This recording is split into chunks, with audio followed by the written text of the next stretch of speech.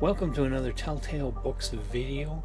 This time another topic for you, and the topic is appropriation.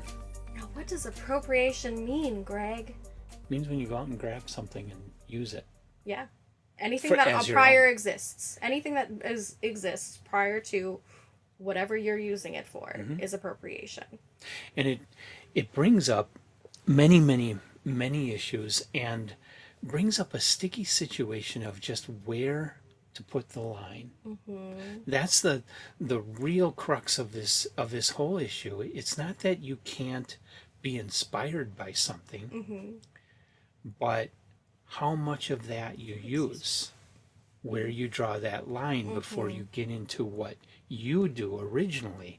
That is the big question. That's what legal minds have struggled with for many years. Yes.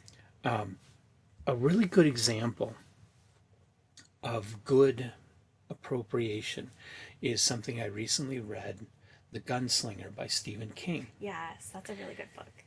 It's well, I just read the Gunslinger book is a collection of short Yes. stories. I read the first short story, which is titled The Gunslinger.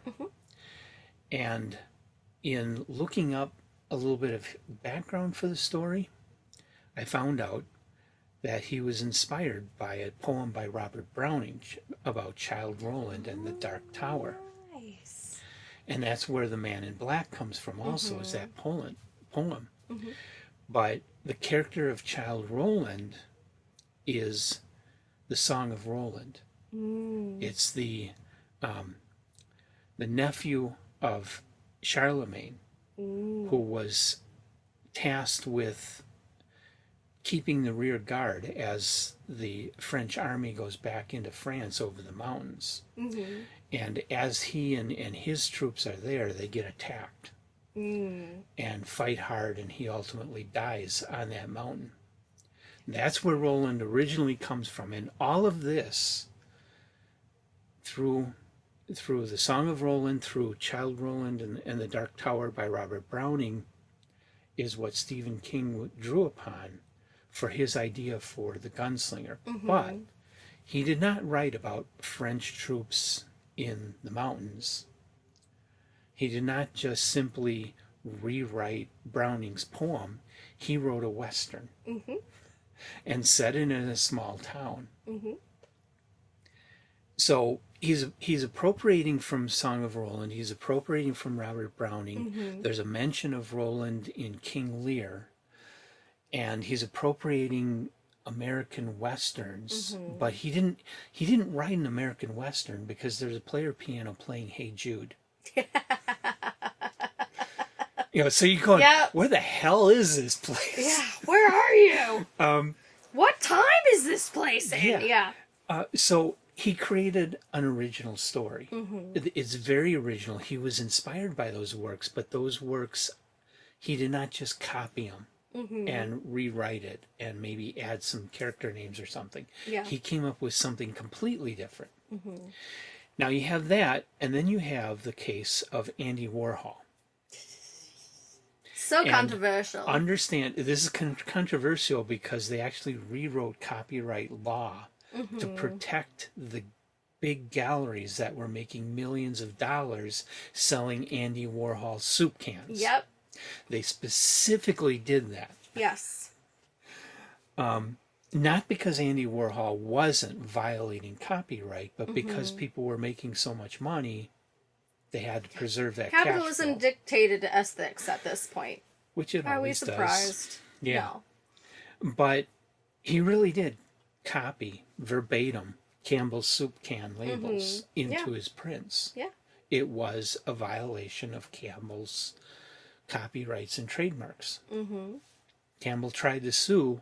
They were blocked. They were shot down because of all the money that was to be made. And the rationalization was that he was taking that image and casting it as a work of art to make a statement about pop culture. And he changed it enough. Just enough. Yeah. That it wasn't the same thing.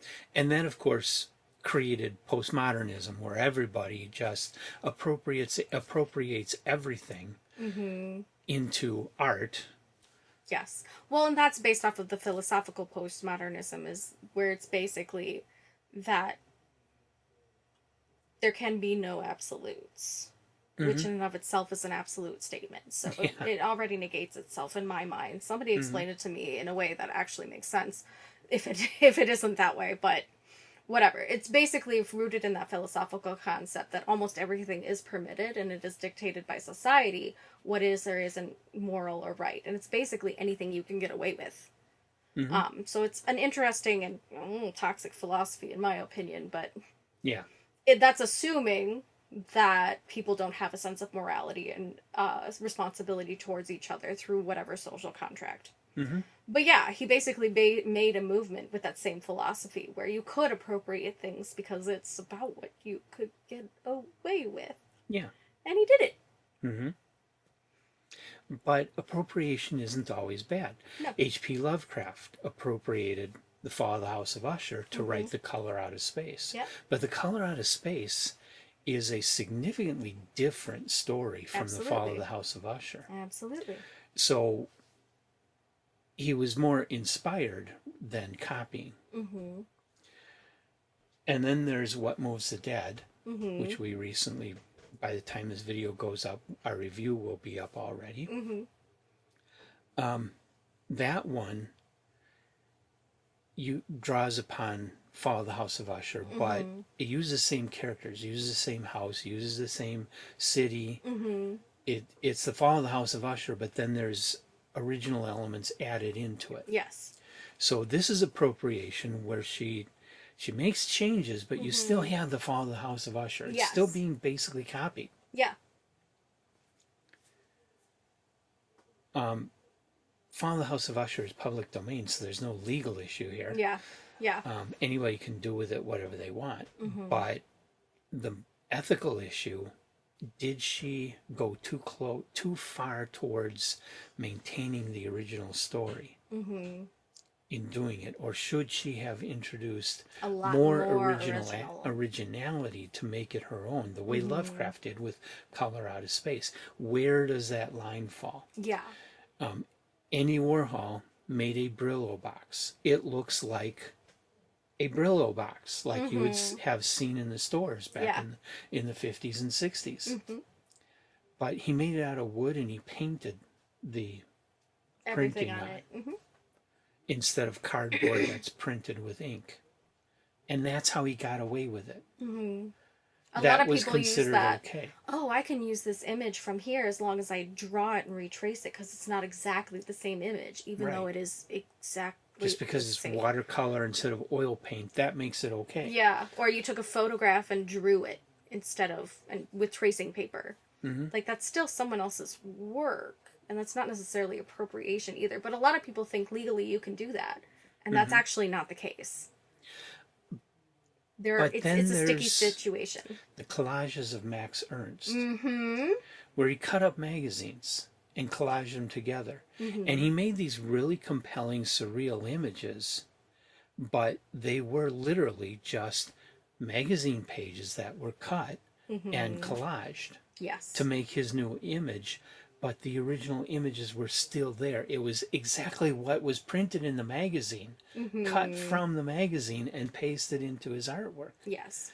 So he wasn't redrawing it.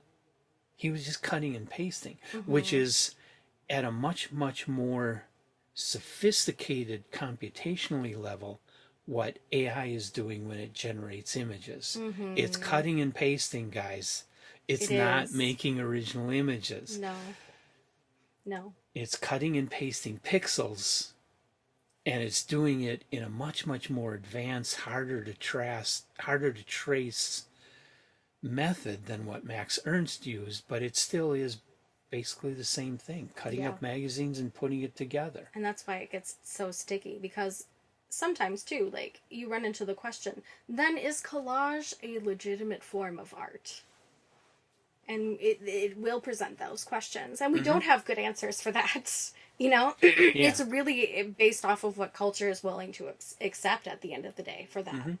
Again, postmodernism. What can you get away with? Yeah. The other thing that I think is interesting too Shoot, I just lost it. It'll come back to me. Never mind. Cut this part. I just totally lost it. Went away from me. Okay. It'll come back. Maybe. Okay. Oh, I was going to discuss, and to what extent is actual appropriation, too. Because there's one... So culturally, I always think this is interesting. The Cinderella stories. There is a Cinderella story for nearly every culture that exists in the world. Yeah. Some version of a Cinderella story. Mm-hmm. So much so that there's literally a syndrome. Stepmother syndrome or step-parent syndrome. Or Cinderella syndrome, it's called. Where basically there is statistical evidence that abuse in a household increases by a ridiculously high percentage. I want to say it's like 68% or something if a parent is a step-parent and they're present in the household. That's how common of a theme that is. Mm-hmm. But is that appropriation, or do these cultures just have a desire to storytell? Yeah. And this rags to riches story is across the board. And of course, we have plenty of retellings of Cinderella. Mm-hmm. There's all kinds of it. And that's obvious appropriation. Mm-hmm. Hundreds upon hundreds, because it is such a timeless classic. We're also running into seeing in culture, too, a lot of appropriation of Greek myths are very popular right now. Oh, yeah. One of my favorite webtoons just became a graphic novel series called Lore Olympus. And I feel like that's really well done. She does all the original work, has changed the story enough that it is not exactly the same story, but it is utilizing the same characters. And similar conflicts, but not the same conflicts. Mm-hmm. And adding nuances and things there, too, that weren't part of the original story and not even in Greek myths. Very well done, really great way to do appropriation. And then, like, C.S. Lewis's Until We Have Faces, being the story of Psyche. Yeah. Really great way of doing appropriation, really making it human and personal. Because, again, when we talk about, we kind of talked about it in our Decameron video, but a lot of older, more ancient literature just tells you the events that happen and the people involved. It doesn't tell you the perspectives of those characters. And I feel like C.S. Lewis did a really great job of actually portraying the perspectives and bringing that human element back into it. Mm-hmm. So yeah, we are seeing kind of a resurgence right now in appropriation, especially for those particular tales and in the fantasy element. Yeah. And I do think that is really interesting to see who's deciding to make it their own and who's just basically giving us the same story and doing nothing more with it. Yeah. You know? Well, another good example of appropriation is the Catholic Church. Mm-hmm. Yeah.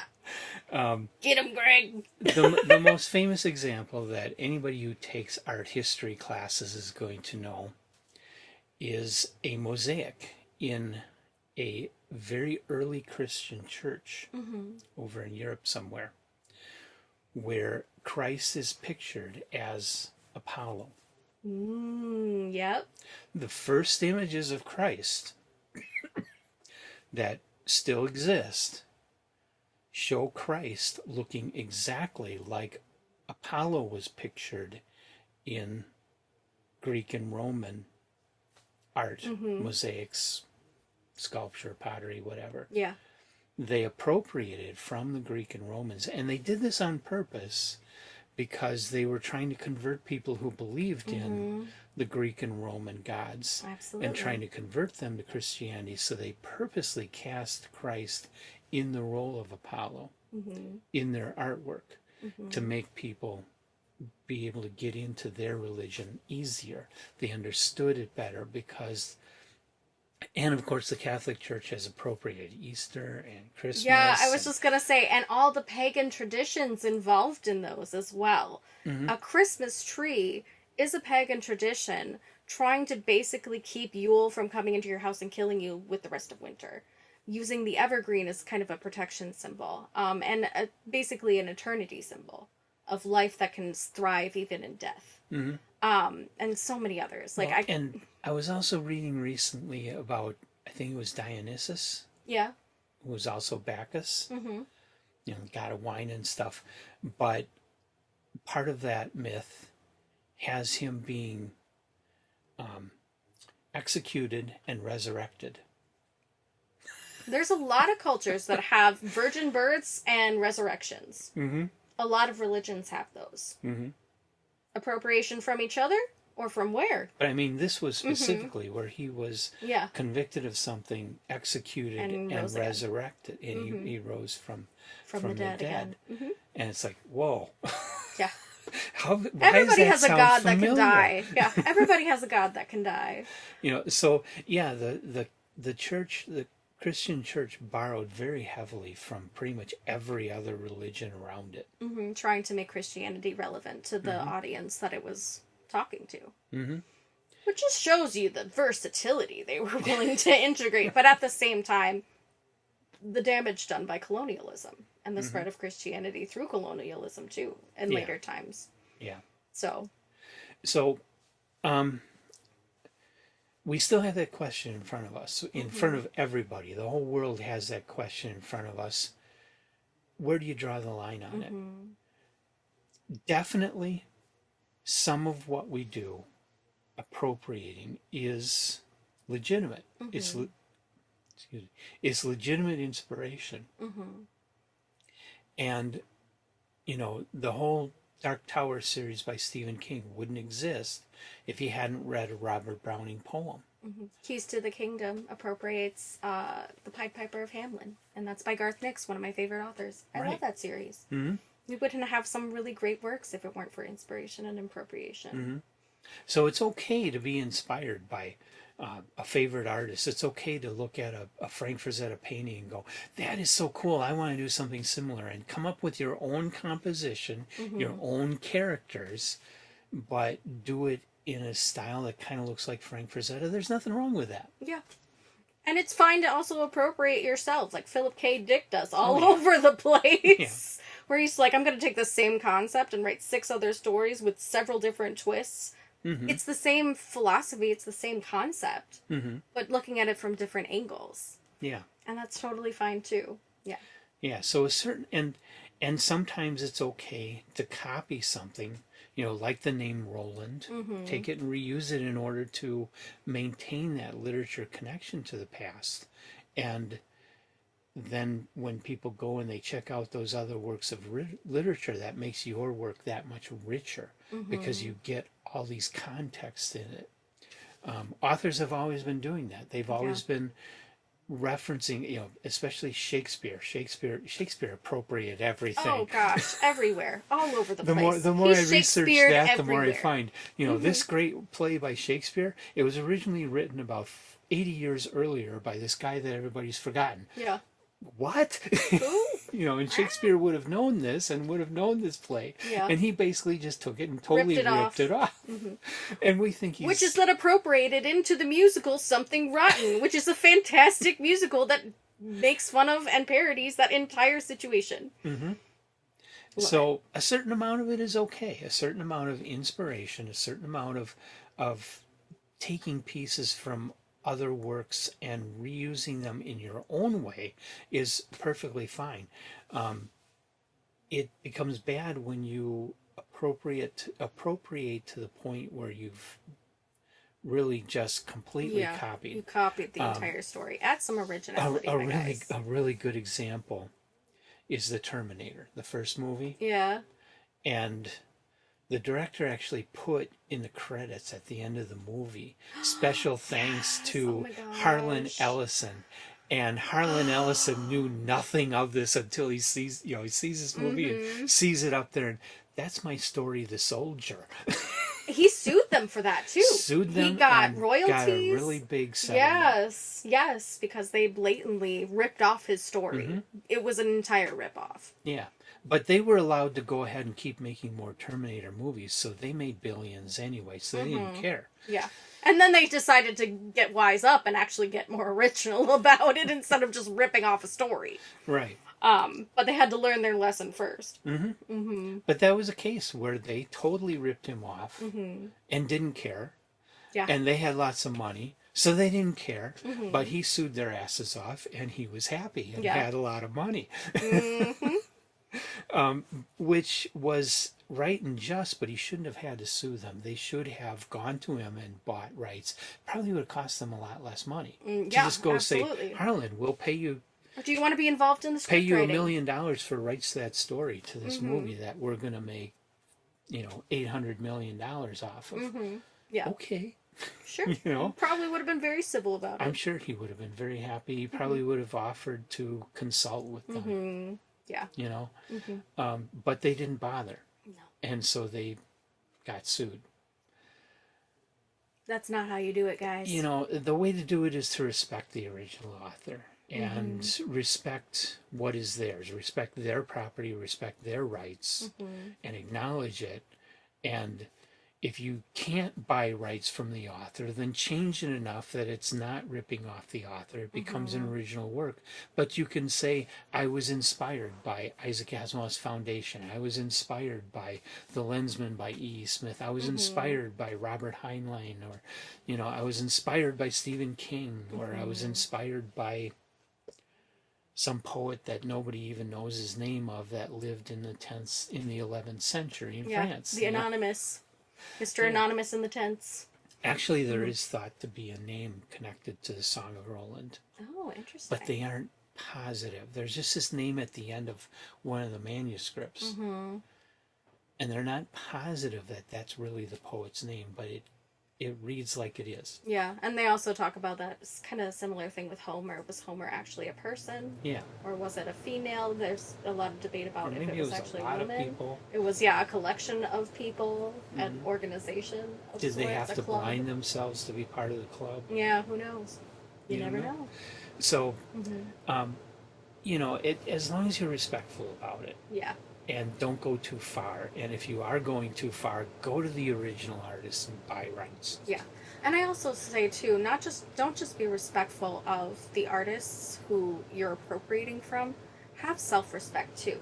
You are allowed to have your own creativity and have your own inspiration from those things. And to blatantly rip off someone else's work is also a disrespect to yourself. Maybe easier, but in the end, you'll get more respect if you come up with your own original work, even if you are inspired by something, but you introduce enough of yourself into it that it's no longer what you were inspired by. Hyperion is another one. I just got a really cool copy of that from the Broken Binding. It's the Canterbury Tales in space, Nice. but I it's read that. changed enough that it's not the Canterbury Tales. It's a really cool space opera, science fiction novel. It's its own thing because Dan Simmons got creative and put himself into it and made it his own. And that's the way to do it. Make it your own. Come up with your own stuff. Yeah. You can start out by appropriating. I think that's a really good way to come up with ideas is go, well, here's this trope that's always been done. What can I do with it? Yeah. What if it goes this direction? And then write your story. Yep. And you're still borrowing, you're still appropriating, you're still being inspired by, you're still possibly copying certain things, but you're also writing your own thing. Yeah. It's which not a is ripoff. way better, way more valuable. That's the book I want to buy is your ideas, not Edgar Allan Poe's ideas. If I want Edgar Allan Poe, I'll buy a book of Edgar Allan Poe. Yeah. If I buy your book, it's because I want your originality. Yeah. I want to read your story. I don't want to read Poe's by that point, even And if I it's don't inspired. and I don't want to read the AI's ideas either. We need that human element still. Right. It has to be there. Exactly. So it's the only way to do good storytelling. Mm-hmm. So, Anything else? no, not that I can think of. We pretty much touched on everything. I think so. And there's a lot of literature. Again, there's this beautiful resurgence of appropriated literature, retellings, that sort of thing. There's plenty to enjoy out there. And there's nothing wrong with going back to the original work to see where it originated from. I think we are huge proponents of that. That's the last thing I want to say. Okay. So, go to the originals. We recommend them. Usually they're great. Yes, and before you do that, hit the like button, hit the subscribe button, and come on back for everything we do, all the topics like this, all the stories we review, everything. Yeah, we do plenty of stuff. So thanks for joining us, guys. We will see you next time. Bye. Bye.